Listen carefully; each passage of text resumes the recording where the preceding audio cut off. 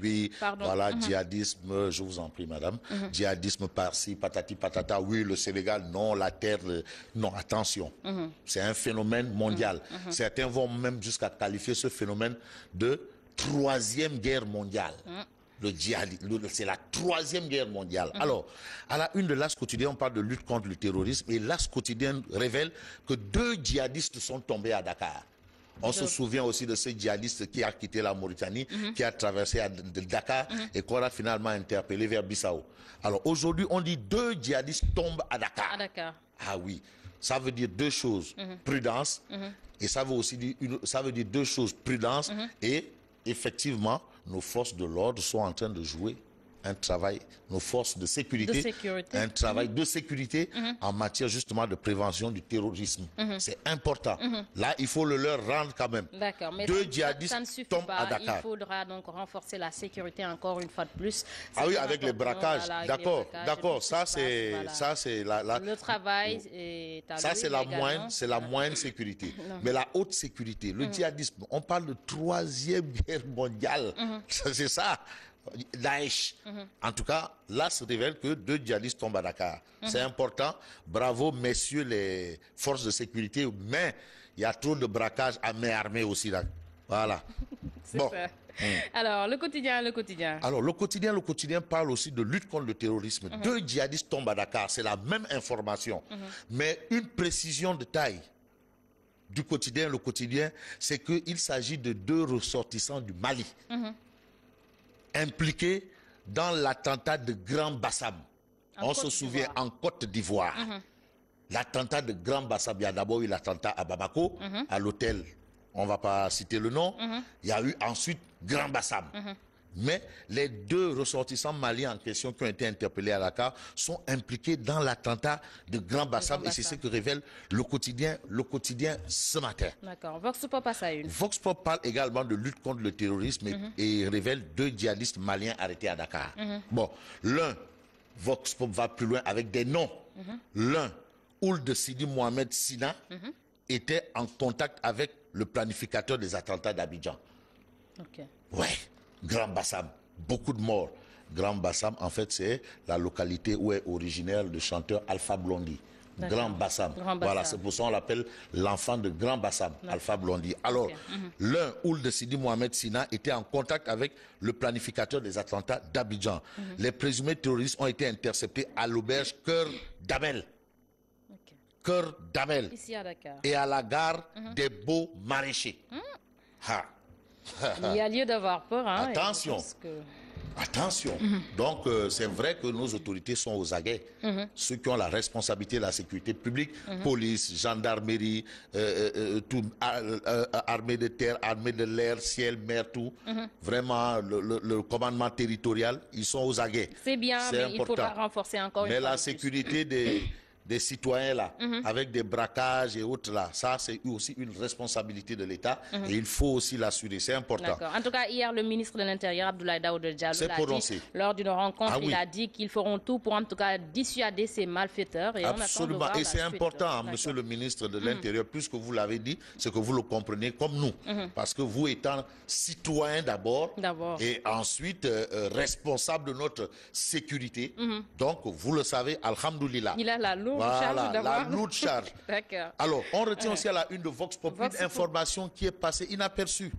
Macky Sall met 659 millions pour la radiothérapie du cancer. Notre appareil là.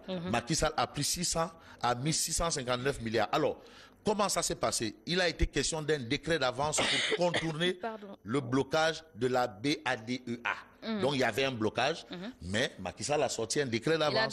Il a débloqué. Il a mis 659 millions de francs CFA. Ça, c'est à saluer. Et c'est bien. C'est bien, c'est bien, monsieur le président. C'est ça. C'est ça, monsieur le président. Encouragement. D'accord. Kilifa, des mots de Kilifa. D'accord. Ouais, c'est bien, monsieur le président. D'accord. Il faut toujours atteindre le feu, c'est bien. Absolument. La Tribune quotidien. Alors, la Tribune parle de justement cette voie de circulation-là, ce programme un peu de pouvoir améliorer la circulation au niveau de la VDN. De la VDN. Mais vraiment, il y a eu un spectacle inédit. Inédit de chez inédit. Là, c'est inédit. Il obstrue la voie tracée par l'Agéroute. le préfet de Dakar se perd dans la circulation, complètement. Le préfet de Dakar se perd dans la circulation. Parce qu'on a vu qu'avant-hier, il y avait un nouveau plan de circulation. Au niveau de la VDN. Après une journée, ils ont dit quand même, c'est pas bon, on arrête tout. Mais parce que ce programme-là, mais ce programme-là a mis complètement toute la zone sans dessus-dessous en matière de circulation. Okay. Il y avait des embouteillages jusqu'à Fass, des embouteillages jusqu'à Ouakam, jusqu'à l'aéroport. Donc vous voyez un peu. C'est que aussi parfois, monsieur le préfet, peut-être que le préfet est originaire de Mbirkilan ou bien de Cœur Haïb, mais qu'ils prennent les attaches des gens comme les Jack Bauer, qui sont de Nyari Tali, là, de Dakar, pour savoir... Les boys Dakar. Ouais, les boys Dakar, Djibi Diallo, pour savoir, alors, qu'est-ce qui se passe? Voilà, comment on fait Dakar? Bon, bref, en tout cas, le préfet se perd dans la circulation. À lire également, dans les colonnes de la Tribune, une déclaration de Mimi Touré. Mimi Touré. Mimi Touré. Mimi Touré qui soutient. Tu sais, Mimi Touré, c'était la cheville ouvrière de la traque aux voleurs de la République. Exactement. Dès le départ. En tant que ministre de la Justice. De la Justice. Alors, Mimi Touré qui déclare que pour la traque des biens mal acquis, l'État a recouvré plus de 100 milliards.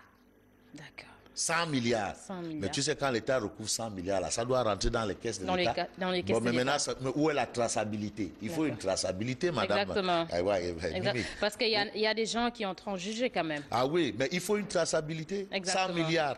Il faut qu'on voit ça. Hein? Je sais pas moi. Où sont nos 100 milliards? Ouais. L'Assemblée doit savoir au niveau. Là, c'est le président Doudou Wade qui va probablement nous éclairer sur ce point essentiel. Alors, si l'État a recouvré 100 milliards, l'argent là, on prend ça, on met dans les caisses et on s'arrête là, ou bien on écrit ça quelque part, président Doudou Wade. Il est interpellé. Directement. Ah non, il va vérifier, hein? C'est sûr qu'il va vérifier. L'observateur a ça eu. Alors, affaire du transitaire mort au commissariat du port. Eliman Touré. Suite et pas fin. Et là, c'est le procureur qui est à la traque de policiers. C'est le procureur qui s'auto-saisit. Le parquet a saisi la brigade prévôtale pour enquêter sur la mort de Eliman Touré. Malgré la publication de quoi? Malgré la publication de l'autopsie. On a parlé de mort par pendaison. Mais le procureur même lui dit Il désavoue la police alors parce que primo la police était sortie pour dire que il s'est donné la mort par pendaison. Les résultats de l'autopsie l'ont confirmé, mais aujourd'hui le procureur sort pour dire le contraire. Le procureur, en tout cas, à la traque de policiers. Pourquoi? Pour faire quoi? Pourquoi? Bref. En tout cas, voilà ce que révèle l'observateur L'Obs ce matin. Et puis l'observateur L'Obs nous dit confrontation à la DIC, acculé par ses collaborateurs, Khalifa Sall perd la voix. Tu sais, on ne perd pas la voix comme ça. Mais je sais une chose, c'est que Khalifa Sall, c'est quelqu'un qui ne supporte pas la climatisation. Ah d'accord. Ah ouais, comme le président Abdou Diouf. Il ne supporte pas la climatisation. D'accord. Voilà. D'accord. Alors, comme mon grand frère Pape Dieng, là, Sonacos SA. Sonacos SA. Libération pour aller vite. Alors, Libération révèle l'enquête sur le scandale présumé à la mairie de Dakar bouclée. D'accord. La DIC accable Khalifa Sall et compagnie. Alors, les enquêteurs visent l'association de malfaiteurs, le détournement des deniers publics, l'escroquerie aux deniers publics, le faux usage de faux et autres. D'accord, Réumi Quotidien. Réumi Quotidien parle de départ de 3000 pêcheurs sénégalais de la Mauritanie, le secteur de la pêche paralysé à Nouakchott. Ça, c'est ce que révèle le quotidien. On termine avec Sud Quotidien? Non, Sud Quotidien quand même qui parle de l'an 3 de la mise en œuvre du plan Sénégal émergent. Entre satisfaction et réserve, c'est ce que souligne bien entendu Sud Quotidien. Le Soleil justement pour terminer. Pour terminer avec l'astre de Anne, Premier ministre Boun Abdallah Dionne au lancement d'un projet a déclaré c'est la voie de l'émergence inclusive du Sénégal, 1700 tonnes d'oignons, 1200 tonnes de pommes de terre dans la première phase. Et pour votre petite information, le riz local ne sera plus appelé riz Tcheboumbaïmi, ça va s'appeler l'agma. Comment?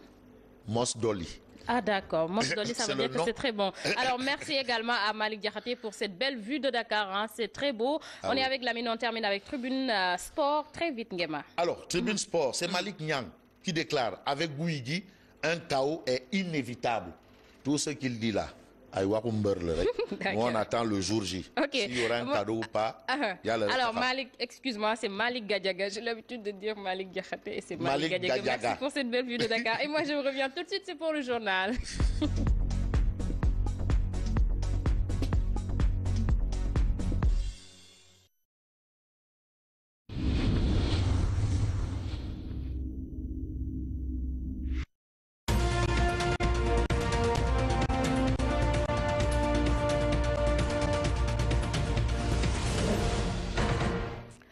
Votre matinale se poursuit sur la première télévision urbaine du Sénégal. Rebonjour à vous tous, c'est parti pour le journal. Le Sénégal a annoncé l'arrestation de 2 djihadistes, 2 terroristes présumés originaires du Mali. L'un d'entre eux pourrait être lié à l'attentat de Grand Bassam. Selon la police sénégalaise, les 2 djihadistes ont été arrêtés hier jeudi à un milieu de journée. Des informations relayées par la presse du jour. Incendie à l'école élémentaire privée catholique Jean-Charles de Kolda. Le drame est survenu hier jeudi. Le feu qui s'est dégagé dans le bureau du directeur a occasionné d'énormes dégâts. Plus de